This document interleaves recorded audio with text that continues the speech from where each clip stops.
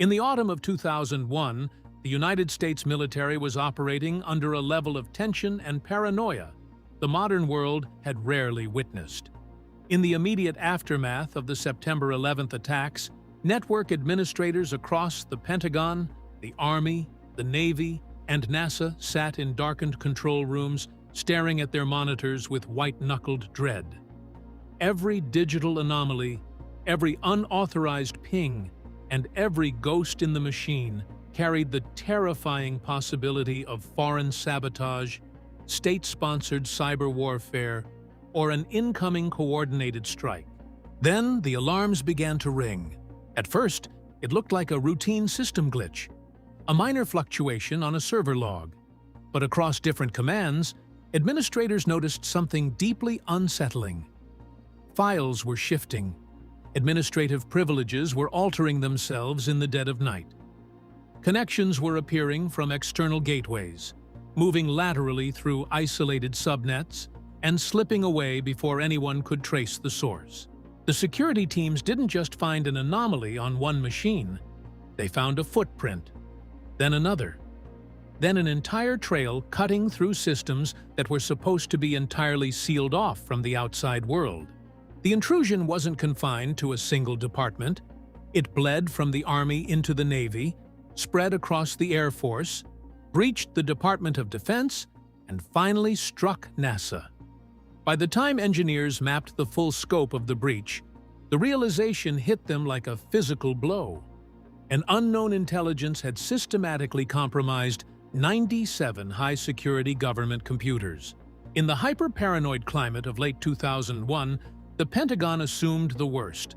They believed they were under active assault by a sophisticated, state-sponsored cyber espionage cell, perhaps operating out of a hostile foreign bunker. They were entirely wrong. The digital trail did not lead to a high-tech bunker in Moscow or an underground terrorist cell. It crossed the Atlantic Ocean, followed the copper telephone lines of the global network, and ended at an ordinary residential bedroom in London, England. Who was this digital phantom? And what was the ultimate goal? Years before American authorities knew his name, this intruder had become fascinated by claims that governments were concealing information about UFOs. Operating online under the alias Solo, he spent his nights immersed in online forums, fringe documentaries, and alternative research groups. He became fixated on the Disclosure Project, an organization that gathered testimony from former military officers, government whistleblowers, and aerospace engineers who swore on record that the United States government possessed recovered extraterrestrial spacecraft, advanced non-human technology, and secret energy sources capable of transforming the human race. Some claims went even further. They suggested that hidden programs possessed advanced technology, including potential energy systems far beyond what ordinary people were being allowed to see.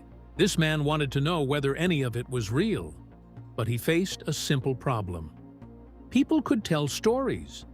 Witnesses could make claims.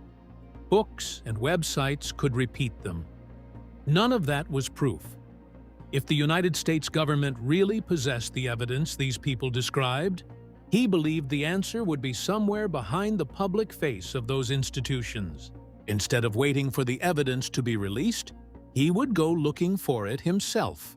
Around 2001, from his home in Britain, using a basic dial-up modem, he began scanning American government networks for computers he could access without authorization. What he encountered surprised him. The names behind the networks sounded formidable: the United States military, NASA, the Department of Defense. But not every computer behind those names was equally well protected. Because military and government networks at the time were often maintained by regular service members rather than specialized IT security staff, he discovered machines where basic account security was astonishingly weak. Many system administrators had left default passwords completely unchanged or used no passwords at all. Entire subnets lacked basic firewall protection.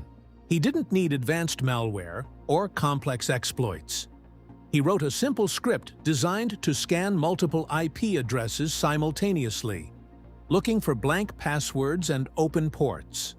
When the script hit a vulnerable machine, it slipped inside, established a connection, and gave him a command shell. He didn't need every door to open. He needed one, then another. And once he began finding them, his search expanded. He reached computers associated with the Army, then systems connected to other branches of the military, the Navy, the Air Force, the Department of Defense. Every successful entry gave him another place to search. With every intrusion, he installed remote access tools, allowing him to slip back into the networks whenever he wanted, without having to break in all over again. But there was one target that mattered more than most: NASA. Because if he was right about what he had been reading, NASA might possess exactly the kind of evidence he wanted.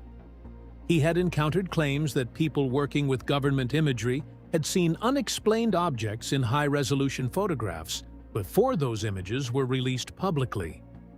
He wanted the versions that supposedly existed before anything had been removed. So he searched.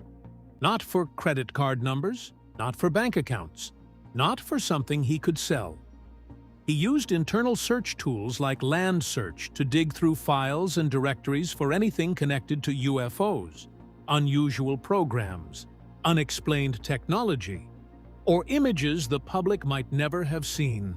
Then, according to his account, he found something. Inside a NASA system, he reached large image files. He opened one. But this was the early 2000s. His dial-up connection was painfully slow, and the image was enormous. It began appearing piece by piece. He watched it load, and as more of the photograph became visible, he believed he was looking at exactly the kind of thing that had brought him into NASA in the first place. Above Earth was an object, smooth, silvery. He later said he could see no conventional wings and nothing that made it look like an ordinary aircraft. This was the moment he had been chasing. If the complete image loaded, and if he could preserve it, he might finally leave with something more powerful than another UFO story. He might leave with evidence. Then the connection was interrupted. The image disappeared before he could preserve what he believed he had seen. And suddenly, he was back where he had started. He could describe it. He could believe it. But he could not prove it. For someone else, that might have been the moment to stop. For him, it became another reason to continue.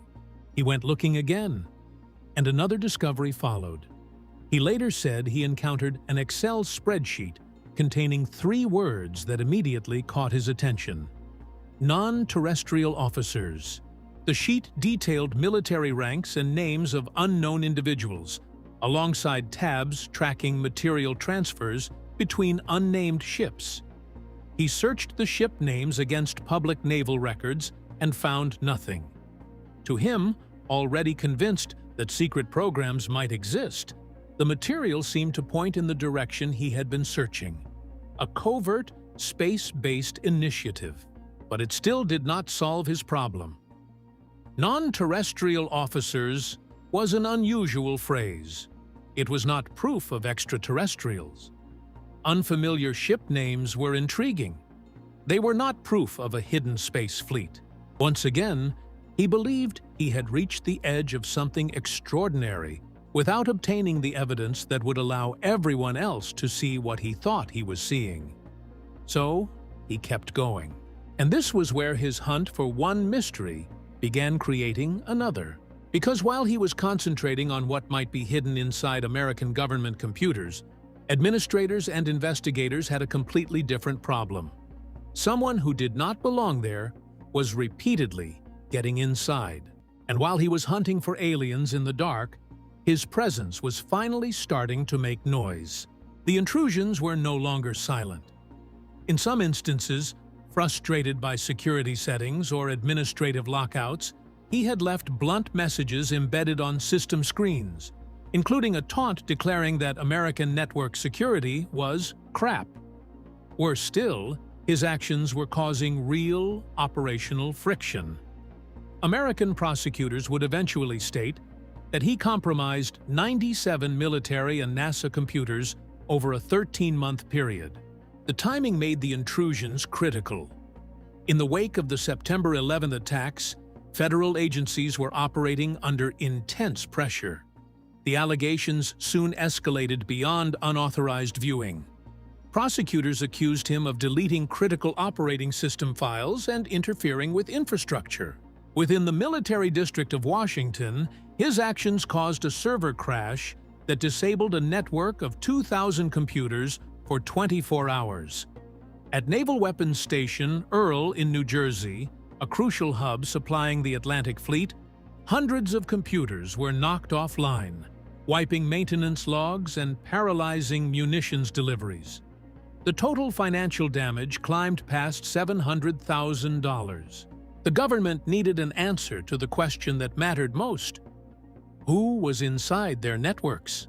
The investigation shifted into a high-stakes digital manhunt. Investigators examined the compromised servers, pulled raw connection logs, and began tracing the data packets backward through undersea fiber optic cables and internet gateways. The digital breadcrumbs led away from American systems, crossed the Atlantic, and stopped at a commercial internet service provider in the United Kingdom. British law enforcement, specifically the National High-Tech Crime Unit, stepped in to execute subpoenas on the provider. The subscriber records tied the connection timestamps directly to a residential address in London. The anonymous digital phantom now had a real name: Gary McKinnon. In March 2002, British police arrived unannounced at his home. They walked into his bedroom, where computer towers and disk drives were actively running.